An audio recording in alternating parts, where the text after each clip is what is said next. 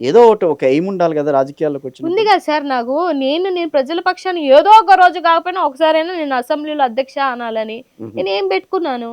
నా ఏం ఇప్పుడు ఇలా అన్నాను అనుకో, ఓ దీనికోసమే వచ్చిందా మల్లీశ్వరని రోజు 100 మెసేజ్లు పెడతారు. పోనీ దానికోసం వచ్చిందని అని అనుకున్నా కూడా ఇంకా 3.5 సంవత్సరాలు కష్టపడాలి కదా సార్. కరెక్టే. ఆ. కష్టపడాలి కదా. ఉమ్. ఇప్పుడు మనకేమి మళ్ళీ అధికారంలోకి మా వైఎస్ఆర్ తాతలు కాంగ్రెస్ ఎవరు పార్టీ రాజకీయంగా లేరు వస్తుందని సార్. అంత నమ్మకం ఏంటి? కూటమి 3 పార్టీలుగా కలిసి మళ్ళీ పోటీ చేస్తే మొన్న ఎదుర్కొన్న సందర్భమే మళ్ళీ ఎదురవుతుంది కదా. సరే రాసి పెట్టుకోండి, మళ్ళీ నన్ను ఇంటర్వ్యూ చేయండి, అవును, డేట్ రాస్తా. టైం గుర్తుపెట్టుకోండి. ఉమ్.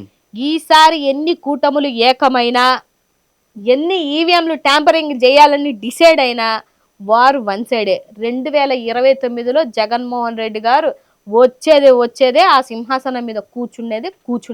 హోంమంత్రి మీద పోటీ చేసే అవకాశం ఉంటుందా మీరు?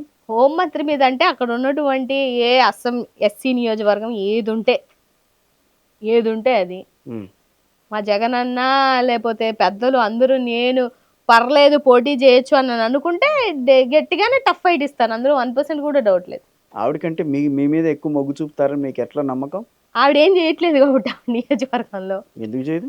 సార్ ఒక నియోజకవర్గంలో ఆవిడ సొంత నియోజకవర్గంలోనే జనాలు ఒక హోంమంత్రి పదవిలో ఉండగానే 3 గంటలు నిన్ను నిలబెట్టారు అని అంటే జనాలు నిన్ను ఇష్టపడుతున్నట్ట, లేకపోతే నీ మీద ఎప్పుడే యుద్ధం స్టార్ట్ చేసినట్ట? 20 నెలల కాలంలోనే మళ్ళీ ఇంకా పోయో 3 సంవత్సరాలు పోయో 4 సంవత్సరాలు పోయో వ్యతిరేకత వచ్చిందంటే అర్థం ఉంది.